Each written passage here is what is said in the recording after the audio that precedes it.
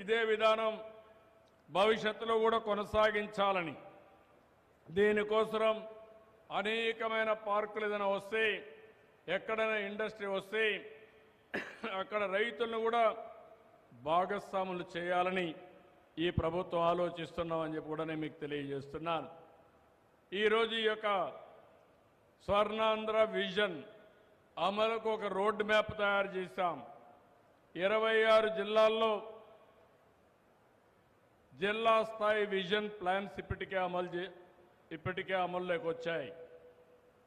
5 సంవత్సరాలు ప్లానింగ్ చేశాం. దీనికోసం నిర్దిష్టమైన వ్యవస్థను కూడా క్రియేట్ చేస్తున్నాం. 686 మండల స్థాయి కార్యాచరణ ప్రణాళికలు తయారు చేశాం. అక్కడ కూడా మండల స్థాయిలో కూడా దీన్ని అమలు చేస్తున్నాం. దీన్ని కానీ మనం చేయగలిగితే ఎప్పటికప్పుడు ఎక్కడా ఎలాంటి సమస్యలు లేకుండా అన్ని ప్రాంతాలు అభివృద్ధి అయ్యే పరిస్థితి వస్తుంది. నేను ఎన్నో పర్యాయాలు మీకు చెప్పాను.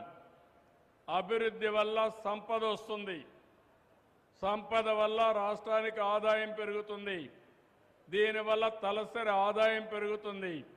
పెరిగిన ఆదాయం పేదవాళ్ళకు సంక్షేమ కార్యక్రమాలు ఖర్చు పెట్టి అభివృద్ధికి కూడా ముందుకు పోయే పరిస్థితి వస్తుంది. అలాంటి కార్యక్రమాలన్నీ రూపకల్పన చేసి ఈరోజు మీరు చూస్తే 2047 నాటికి $2.4 ట్రిలియన్ రాష్ట్ర జాతీయ ఉత్పత్తిగా తయారు చేయడానికి ముందుకు పోతున్నాం. అది జరిగితే ప్రతి ఒక్కరి ఆదాయం $42,000 వస్తుంది. అయితే ఈరోజు నేను చెప్పేసి వెళ్ళిపోవడం లేదు.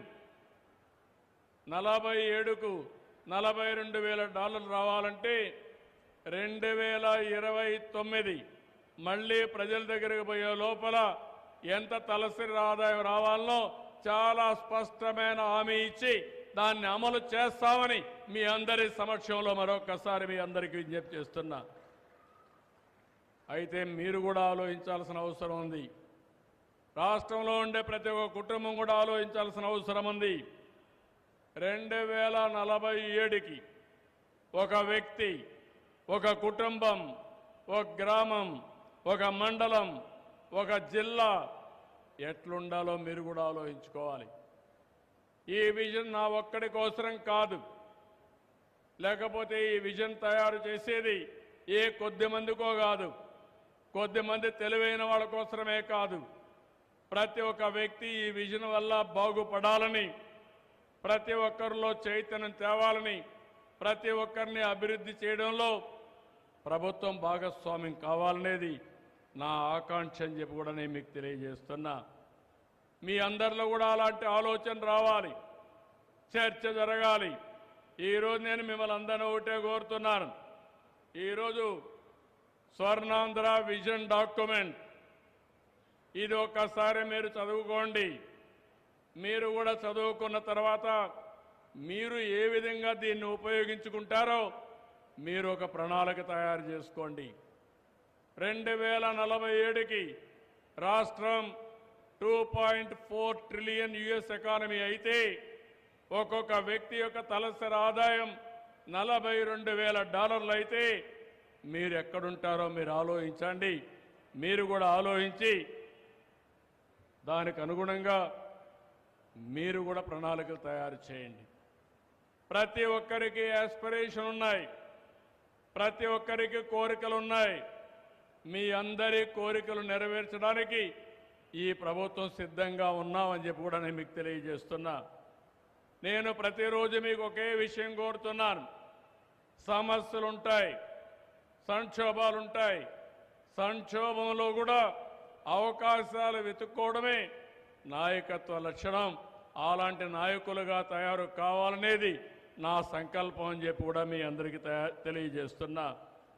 అందుకని ఈరోజు ఇవన్నీ కూడా సాధ్యాలు చూసిన తర్వాతనే ఇవన్నీ కూడా పెట్టాం. నేను ఒకటే మీ అందరినీ కోరుతున్నాను, నాకు ఏమాత్రం అనుమానం లేదు, 2047కి ప్రపంచంలోనే అగ్రస్థానంలో భారతీయులు ఉంటారు. మనం వేసిన ఫౌండేషన్తో భారతీయుల్లో ముందుండేది తెలుగు జాతి ఉంటారు. అది కూడా నాకు అనుమానం లేదని చెప్పి మరొకసారి విజ్ఞప్తి చేస్తున్నా. భారతదేశం కూడా ప్రపంచంలోనే నెంబర్ 1 గానో నెంబర్ 2 గానో ఉంటాం. దాన్ని కూడా డౌట్ లేదు. కానీ మనందరం సంకల్పం చేస్తే ప్రపంచంలోనే తెలుగు జాతి నెంబర్ 1గా చేయడమే కాకుండా ఆంధ్రప్రదేశ్ని భారతదేశంలో నెంబర్ 1 రాష్ట్రంగా తయారు చేయాలని సంకల్పంతో మనం ముందుకు పోవాల్సిన అవసరం ఉంది. దీనికోసమే